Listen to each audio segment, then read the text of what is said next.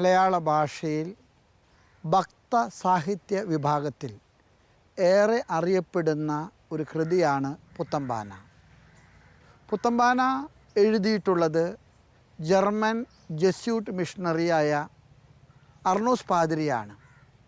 ഏറെക്കാലം വേലൂർ പള്ളിയിലെ വികാരിയായി താമസിച്ചിരുന്ന അർണോസ് പാതിരി നോമ്പ് കാലത്തിലും പ്രത്യേകിച്ച് വലിയ ആഴ്ചയിലും ക്രൈസ്തവ കുടുംബങ്ങളിലെ പാടി ധ്യാനിക്കാൻ എഴുതി ചിട്ടപ്പെടുത്തിയ ഒരു ഭക്തകാവ്യമാണ് പുത്തംപാന.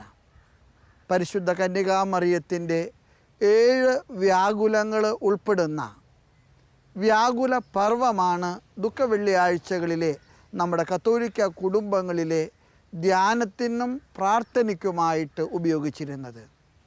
ഈ വ്യാകുലങ്ങൾ വിശ്വാസ ജീവിതത്തിൻ്റെ വെല്ലുവിളികളെയാണ് നമ്മുടെ മുൻപിൽ അവതരിപ്പിക്കുന്നത്.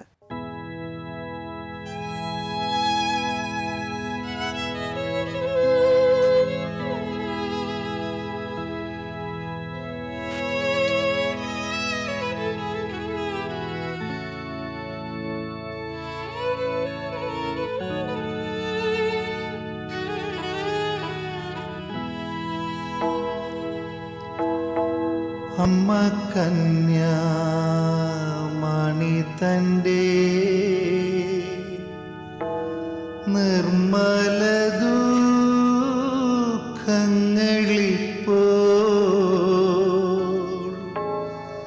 നന്മയാലേ മനസ്സുറ്റു കേട്ടുകൊണ്ടാലും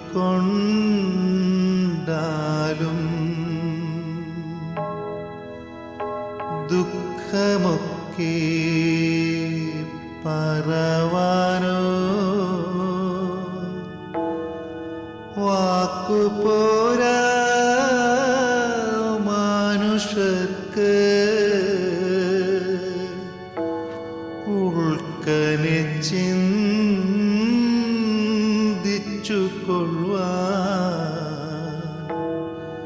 ബുദ്ധിയും പോരാ. എൻ മനോവാക്കിൻ വശം പറഞ്ഞാലോ കയുമില്ല. അമ്മ കന്നി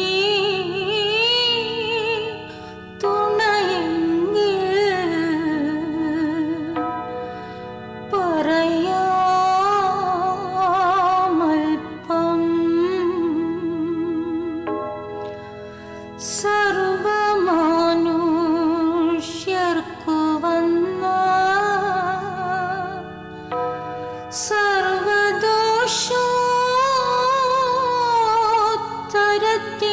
സർവദോഷോത്തരത്തിനായി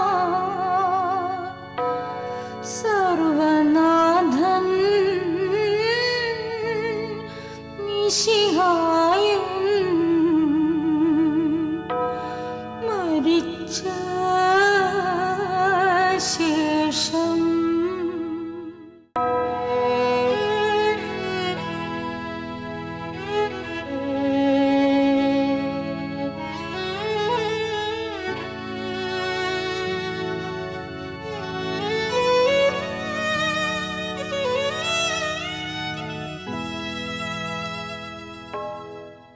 ഒന്നാമത്തെ വ്യാകുലത്തെക്കുറിച്ചാണ് നാം ആദ്യം ധ്യാനിക്കുന്നത്.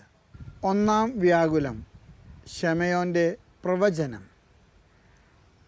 പരിശുദ്ധ കന്യകാമറിയം ഈശോയെ ശുദ്ധീകരണ കർമ്മങ്ങൾക്കും സമർപ്പണത്തിനുമായി ജെറൂസലേം ദേവാലയത്തിലേക്ക് കൊണ്ടുവരുന്നു. ഭക്തനായ ശമയോൻ ഈശോയെ കരങ്ങളിലെടുത്ത് ദൈവത്തെ മഹത്വപ്പെടുത്തി മറിയത്തിന് തിരിച്ചു കൊടുത്തുകൊണ്ട് അവളോട് പറഞ്ഞു, ഈ ശിശു ഒരു തർക്കത്തിൻ്റെ അടയാളമാണ്. നിൻ്റെ ഹൃദയത്തിൽ ഒരു വാൾ കടക്കും. ഇവൻ അനേകരുടെ ഉയർച്ചയ്ക്കും താഴ്ചയ്ക്കും കാരണമാകും. ഈ വ്യാകുലം നമുക്ക് നൽകുന്ന ഒരു വെല്ലുവിളിയുണ്ട്. വിശ്വാസം ദൈവത്തിൻ്റെ ഇഷ്ടം തിരിച്ചറിയുന്നതിനുള്ള വിവേചനാശക്തിയാണ്. വിശുദ്ധനായ ബെർണാർഡ് വിശ്വാസത്തെ വിശേഷിപ്പിക്കുന്നത് വിശ്വാസം വിവേചനാശക്തി എന്നാണ്. മനുഷ്യ ജീവിതത്തിലെ ദൈവത്തിൻ്റെ ഇഷ്ടം തിരിച്ചറിഞ്ഞ് അത് ഹൃദയത്തിൽ സ്വീകരിക്കുമ്പോൾ സംഭവിക്കുന്ന സമ്മർദ്ദങ്ങൾ വളരെ വലുതാണ്. തന്നിഷ്ടത്തിനു പകരം ദൈവത്തിൻ്റെ ഇഷ്ടം നിർവഹിക്കുമ്പോൾ നമ്മുടെ ജീവിതത്തിൽ അനുഭവപ്പെടുന്ന കഷ്ടപ്പാടുകൾ, വ്യാകുലങ്ങൾ, ഒരുപക്ഷെ അത് വിശ്വാസ ജീവിതത്തിൻ്റെ ഏറ്റവും വലിയ വെല്ലുവിളിയാണ്. പരിശുദ്ധ കന്യകാമറിയം മംഗളവാർത്തയിലെ ഈശോയെ സ്വീകരിച്ചു. അവൾക്കൊന്നും മനസ്സിലായില്ല. അവൾ പറഞ്ഞു, ഇതാ കർത്താവിൻ്റെ ദാസി, നിൻ്റെ വാക്കുപോലെ നിർവഹിക്കട്ടെ. മറിയത്തിൻ്റെ ഈ കീഴടങ്ങുന്ന മനോഭാവത്തെ ലൂക്കാ സുവിശേഷകൻ 2-ാമത്തെ അധ്യായത്തിലെ 51-ാമത്തെ തിരുവചനത്തിൽ ഇങ്ങനെ പറഞ്ഞു: മറിയം എല്ലാം ഹൃദയത്തിൽ സംഗ്രഹിച്ചു. നമ്മുടെ ജീവിതത്തെ ഭരിക്കുന്ന ഭരണഘടന ദൈവത്തിൻ്റെ ഇഷ്ടമായിരിക്കട്ടെ. നമ്മെ നിയന്ത്രിക്കുന്നത് തമ്പുരാൻ്റെ തിരുച്ചിത്തമായിരിക്കട്ടെ. ഈശോ തൻ്റെ പീഡാനുഭവം ആരംഭിക്കുന്നത് ഗെത്സമനിലെ പ്രാർത്ഥനയോട് കൂടിയിട്ടാണ്. ഈശോ പറഞ്ഞു, പിതാവേ, എൻ്റെ ഇഷ്ടമല്ല നിൻ്റെ ഇഷ്ടം നിറവേറട്ടെ. ദൈവത്തിൻ്റെ ഇഷ്ടം തിരിച്ചറിയാനും നമ്മുടെ ഇഷ്ടം മാറ്റി നിർത്തി ദൈവത്തിൻ്റെ ഇഷ്ടത്തിന് കീഴ്വഴങ്ങാനും നമുക്ക് കഴിയുമ്പോൾ യേശുവിൻ്റെ ഇഷ്ടം, ദൈവത്തിൻ്റെ തിരുച്ചിത്തം നമ്മുടെ ഹൃദയത്തിലെ ഇറക്കപ്പെടുന്നൊരു വാളാണ്. അത് നമ്മുടെ ഹൃദയത്തെ ഭരിക്കുന്ന ഭരണഘടനയാണ്. ഈ ഒരു സന്ദേശം ഉൾക്കൊള്ളാൻ നമുക്ക് പ്രാർത്ഥിക്കാം.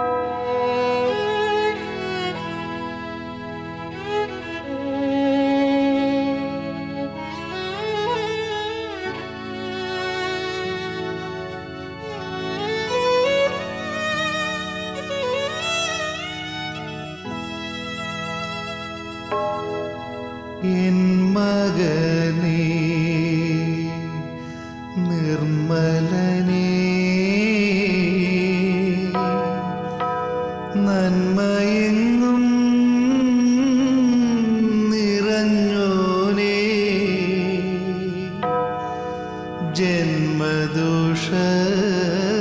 ജന്മദോഷത്തിൻ്റെ ഭാരം ഒഴിച്ചോ പുത്ര. പണ്ടു മുന്നോർ കടം കൊണ്ടു കൂട്ടിയതു വീട്ടുവാനാ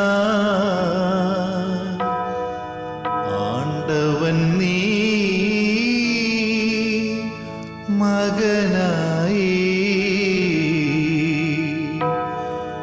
പിറന്നോ പുത്ര. ആദമാദി നരവർഗം ഭീതി കൂടാതെ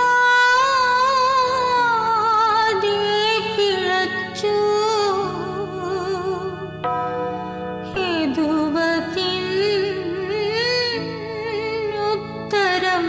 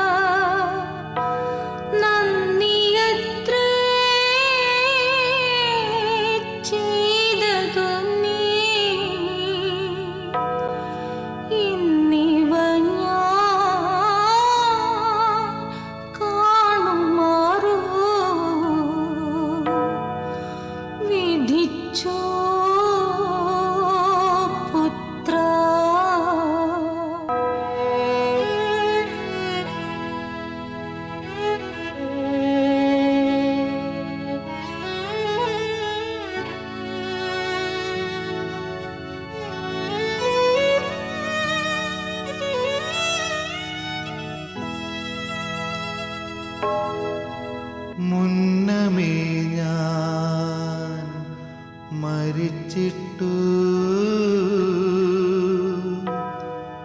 പിന്നെ നീ ചെയ്തിവയെങ്കിൽ വന്നിതയോ മുന്നമേ നീ മരിച്ചോ പുത്ര വാർത്ത മുമ്പേ അറിയിച്ചു യാത്ര നീ എന്നോടു ചൊല്ലി ഗാത്രദത്തം മാനുഷർക്കു കൊടുത്തോ പുത്ര മനുഷ്യർക്ക് നിൻ പിതാവോ മനുഗുണം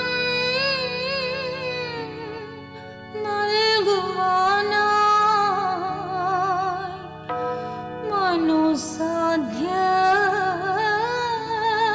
മനുസാധ്യമഭിഷിച്ചു കേണിതോ പുത്ര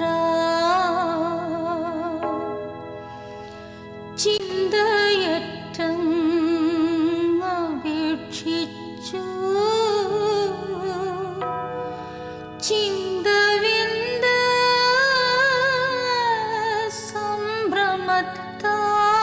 സംഭ്രമത്താൽ ചിന്തിച്ചോര വിയർത്തു നീ കുളിച്ചോ പുത്ര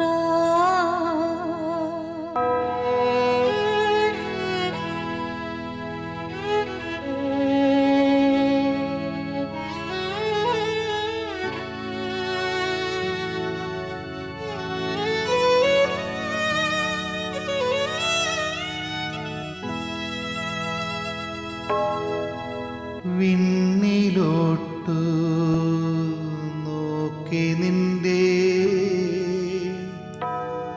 കണ്ണിലും നീ ചോര ചിന്തി മണ്ണുകൂടെ ചോരയാലേ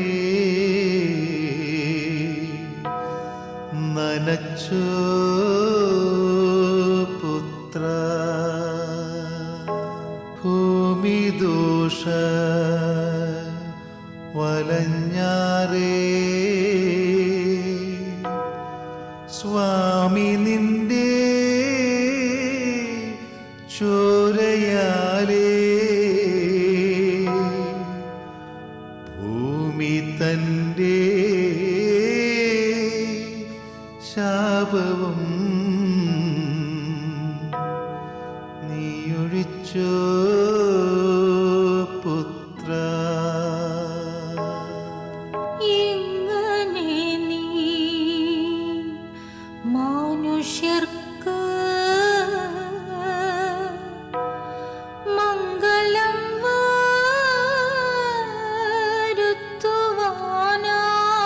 വരുത്തുവാനായി തിങ്ങിന സന്താപമോട് ശ്രമിച്ചു പുത്ര വേള ഇങ്ങനെ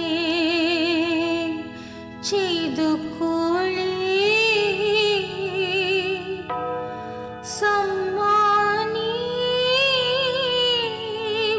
സമ്മാനിപ്പതിനായി കാലമേ പാപികൾ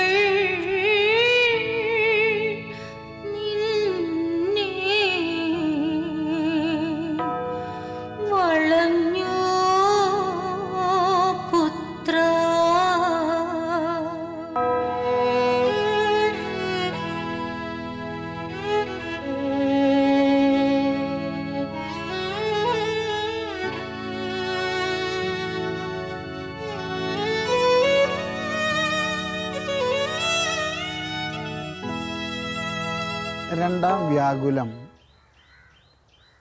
മറിയവും യൗസേപ്പും യേശുവിനെയും കൊണ്ട് ഈജിപ്തിലേക്ക് പലായനം ചെയ്യുന്ന സംഭവമാണ്. യേശുവിൻ്റെ തിരുജനനത്തിന് ശേഷം ഹെറോദോസ് ശിശുക്കളെ വധിക്കാൻ കൽപ്പന പുറപ്പെടുവിച്ചു. ഈ കൽപ്പനയിൽ നിന്ന് യേശുവിനെ രക്ഷിക്കാൻ മാലാഖയുടെ നിർദ്ദേശപ്രകാരം യൗസേപ്പ് മറിയത്തിനെയും ശിശുവിനെയും കൊണ്ട് ഈജിപ്തിലേക്ക് നടത്തുന്ന ക്ലേശകരമായിട്ടുള്ള യാത്ര. വിശ്വാസം ഒരു തീർത്ഥാടനമാണ്. അത് ദൈവത്തിലേക്കുള്ള യാത്രയാണ്. നമുക്കൊക്കെ നമ്മുടെ വഴികളിലൂടെ നടക്കാനാണ് ഇഷ്ടം. സാധകൻ്റെ സഞ്ചാരം എന്ന ഏറെ പ്രസിദ്ധമായ പുസ്തകം നിങ്ങൾ കേട്ടിട്ടില്ലേ? സിദ്ധിനാഥാനന്ദ സ്വാമിയുടെ പ്രശസ്തമായിട്ടുള്ള പരിഭാഷയാണ് ആ പുസ്തകം. ഈ പുസ്തകത്തിൽ അദ്ദേഹം ഓർമ്മപ്പെടുത്തുന്ന ഒരു സത്യമുണ്ട്. നമ്മളൊക്കെ വഴിയാത്രക്കാരാണ്. പക്ഷെ നമ്മുടെ വഴികൾ ദൈവത്തിൻ്റെ വഴികളായിരിക്കണം. നമ്മുടെ ഇഷ്ടമനുസരിച്ചുള്ള വഴികളിലൂടെ നടക്കാനാണ് നമുക്കൊക്കെ പ്രിയം. ഹെബ്രായക്കാരുടെ പുസ്തകത്തിലെ അബ്രഹാമിനെ വിശ്വാസികളുടെ പിതാവെന്നാണ് വിളിക്കുന്നത്. അബ്രഹാം സ്വന്തം വീടുപേക്ഷിക്കുന്നു, സ്വന്തം നാടുപേക്ഷിക്കുന്നു, സ്വന്തം ബന്ധുജനങ്ങൾ ഉപേക്ഷിക്കുന്നു. ഈ ഉപേക്ഷ ദൈവത്തിൻ്റെ വഴികളിലൂടെ നടക്കാനുള്ള വലിയ ചങ്കുറപ്പാണ്. സ്നേഹമുള്ളവരെ, പരിശുദ്ധ അമ്മ മംഗളവാർത്ത സ്വീകരിച്ചതിന് ശേഷം മഹത്വപൂർണമായ ഈ രഹസ്യം അവളുടെ ജീവിതത്തിൽ അവൾക്ക് നൽകിയത് ക്ലേശകരമായിട്ടുള്ള വഴികളാണ്. യേശുവിൻ്റെ തിരുജനനത്തിന് വേണ്ടി അവൾ ബെത്ലഹേമിലേക്ക് നിറവയറുമായിട്ട് നടക്കുന്നത് ആലോചിച്ച് നോക്കുന്നത് നല്ലതാണ്. ഇപ്പോൾ ഈജിപ്തിലേക്ക് കുഞ്ഞിനെയും കൊണ്ട് പലായനം ചെയ്യുന്നു. ദൈവത്തിൻ്റെ വഴികളിലൂടെ നടക്കാൻ നമുക്ക് സന്മനസ്സുണ്ടെങ്കിൽ മാത്രമേ വിശ്വാസം തീർത്ഥാടനമാകൂ. വിശ്വാസം തീർത്ഥാടനമാകുന്ന പ്രക്രിയയിലെ ധാരാളം വെല്ലുവിളികൾ നമ്മുടെ ജീവിതത്തിലുണ്ടാകും. ദൈവത്തിൻ്റെ വഴികൾ നമ്മുടെ മുൻപിൽ അവതരിപ്പിക്കുന്ന വെല്ലുവിളികൾ. ഈ വെല്ലുവിളികൾ ഏറ്റെടുക്കാൻ നമുക്ക് കഴിയുമ്പോഴാണ് നമ്മുടെ തീർത്ഥാടനം ദൈവമാകുന്ന വലിയ ലക്ഷ്യത്തിൽ എത്തുക. വിശുദ്ധനായ അഗസ്തീനോസ് തൻ്റെ മാനസാന്തരത്തെക്കുറിച്ച് തൻ്റെ ആത്മകഥയിൽ പറയുന്നത് ഏറെ പ്രസിദ്ധമാണ്. എത്ര അലഞ്ഞു ദൈവമേ ഞാൻ നിന്നെ കണ്ടെത്താൻ, എത്ര വൈകിപ്പോയി ദൈവമേ നിൻ്റെ വഴികളിലൂടെ നിൻ്റെ ഭവനത്തിൽ ഞാൻ തിരിച്ചെത്താൻ. ധൂർത്തപുത്രൻ്റെ കഥ നമുക്കറിയാം. അവൻ്റെ സ്വന്തം വഴികൾ ഉപേക്ഷിച്ച് പിതാവിൻ്റെ ഭവനത്തിലേക്കുള്ള വഴികൾ പിതാവിൻ്റെ ഇഷ്ടപ്രകാരം അവൻ നടന്നു നീങ്ങിയപ്പോൾ അവൻ അനുഭവിച്ച സന്തോഷവും അവൻ അനുഭവിച്ച നൈസർഗികമായ ആനന്ദവും. രണ്ടാമത്തെ വ്യാകുലം നമ്മെ ഓർമ്മപ്പെടുത്തുന്നു, നമ്മുടെ വഴികളല്ല ദൈവത്തിൻ്റെ വഴികളാണ് തീർത്ഥാടന വഴികൾ. ദൈവത്തിൻ്റെ വഴികൾ മാത്രമേ നമ്മെ ലക്ഷ്യസ്ഥാനത്ത് എത്തിക്കൂ.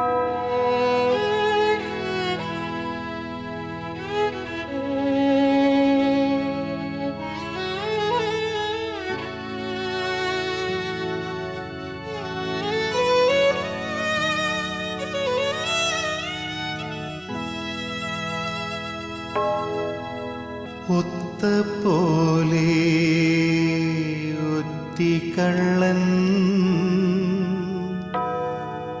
മുത്തി നിന്നെ കാട്ടിയപ്പോ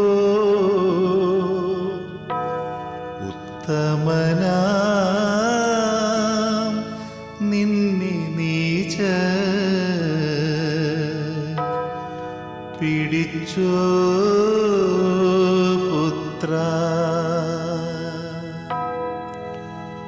എത്ര നാളായി നീയവനെ വളർത്തു പാലിച്ച നീചൻ ശത്രുക്കയിൽ വിറ്റു നിന്നെ കൊടുത്തോ പുത്ര.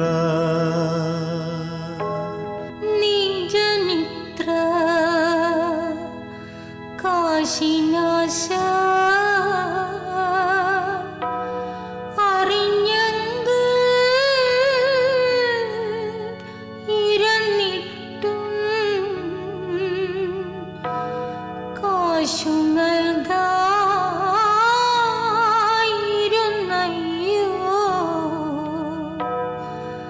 ചതിച്ചു പുത്ര ചോരനെ പോലെ പിടിച്ചു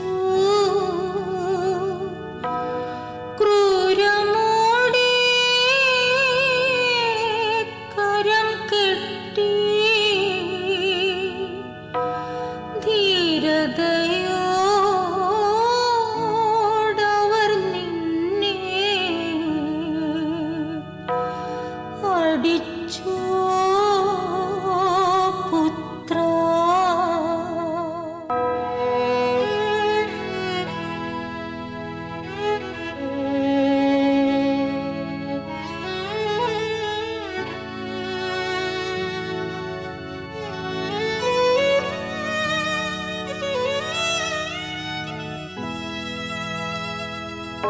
നിൻ തിരുമേനിയിൽ ചോര കുടിപ്പാന വൈരികൾക്കു എന്തുകൊണ്ടു ദാഹമിത്ര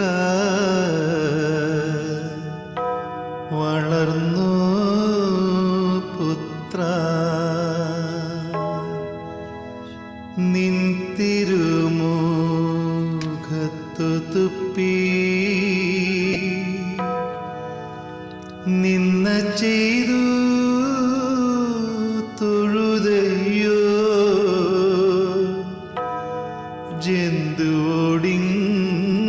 ജന്തുവോടിങ്ങനെ കഷ്ടം ചിമോ പുത്ര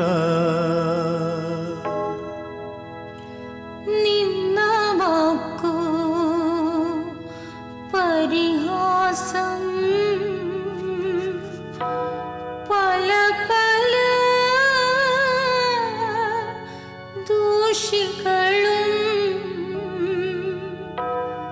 നിന്നെ ആക്ഷേപിച്ചു ഭാഷി ചന്ദിതു പുത്ര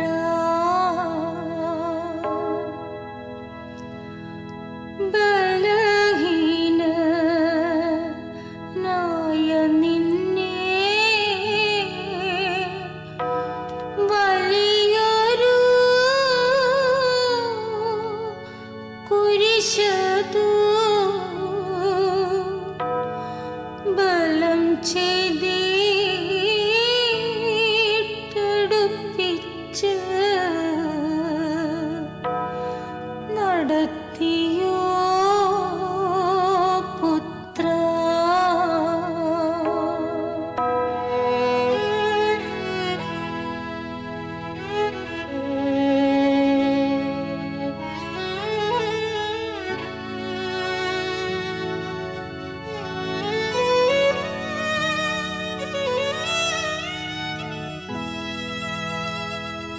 മൂന്നാമത്തെ വ്യാകുലം യേശുവിനെ ദേവാലയത്തിൽ കാണാതെ പോകുന്ന സംഭവമാണ്.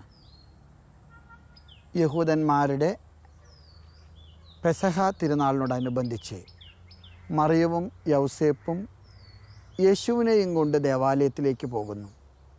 നേർച്ച കാഴ്ചകൾ സമർപ്പിച്ച ശേഷം തിരിച്ച് മടക്കയാത്രയിലെ ഒരു ദിവസത്തിന് ശേഷം അറിയുന്നു ഈശോ തങ്ങളുടെ കൂടെയില്ലെന്ന്.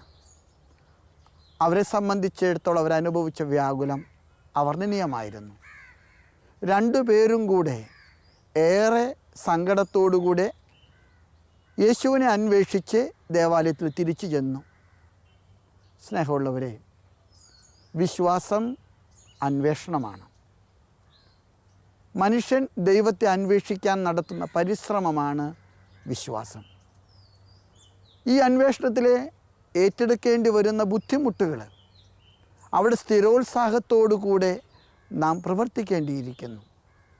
നമ്മുടെ ക്രൈസ്തവ ജീവിതത്തിൻ്റെ അടിസ്ഥാനപരമായിട്ടുള്ള ഒരു പാളിച്ച നമുക്ക് സ്ഥിരതയില്ലെന്നുള്ളതാണ്. ചിലപ്പോഴൊക്കെ നമ്മൾ പറയാറില്ല നിലനിൽപ്പിൻ്റെ വരവില്ലെന്ന്. ധാരാളം മദ്യപാനികളായിട്ടുള്ള മനുഷ്യരെ ഞാൻ കണ്ടിട്ടുണ്ട്. നോമ്പ് കാലത്ത് അവർ വ്രതമെടുത്ത് മദ്യപാനം നിർത്തും. പക്ഷേ നോമ്പ് വീടുന്നതോടുകൂടെ മദ്യപാനം പഴയതിനേക്കാൾ കൂടുതലായിട്ട് പുനരാരംഭിക്കുന്നു. വിശ്വാസം ലക്ഷ്യത്തിലേക്കുള്ള സ്ഥിരോത്സാഹത്തോടുകൂടി അന്വേഷണമാണ്. യേശുവിനെ കണ്ടുകിട്ടുവോളം അന്വേഷിക്കുക, ഒരിക്കലും നഷ്ടപ്പെടാതെ സൂക്ഷിക്കുന്ന വിധത്തിൽ കാത്തു സൂക്ഷിക്കുക. ഒരുപക്ഷെ മൂന്നാമത്തെ വ്യാകുലം നമുക്ക് നൽകുന്ന വലിയ വെല്ലുവിളി ഈ വിശ്വാസത്തിൻ്റെ അന്വേഷണ പ്രക്രിയയാണ്. ദൈവം നമ്മുടെ ലക്ഷ്യമാണ്. ആ ലക്ഷ്യം നമുക്ക് നഷ്ടപ്പെടാൻ പാടില്ല. നമ്മുടെ എല്ലാ പ്രവർത്തനങ്ങളിലും നമ്മുടെ എല്ലാ പദ്ധതികളിലും ദൈവം നഷ്ടപ്പെടുന്ന ഒന്ന് സംഭവിക്കാൻ പാടില്ല. ദൈവത്തെ നഷ്ടപ്പെടുത്താതെ നമ്മുടെ ജീവിതത്തെ സ്ഥായീഭാവത്തോടുകൂടെ അന്വേഷണ പ്രക്രിയ തുടരാൻ നമുക്ക് സാധിക്കണം. ഈ വലിയ സന്ദേശം ഈ നോമ്പ് കാലത്ത് ഈ വ്യാകുല സംഭവത്തിലൂടെ ഉൾക്കൊള്ളാൻ നമുക്ക് കഴിയും.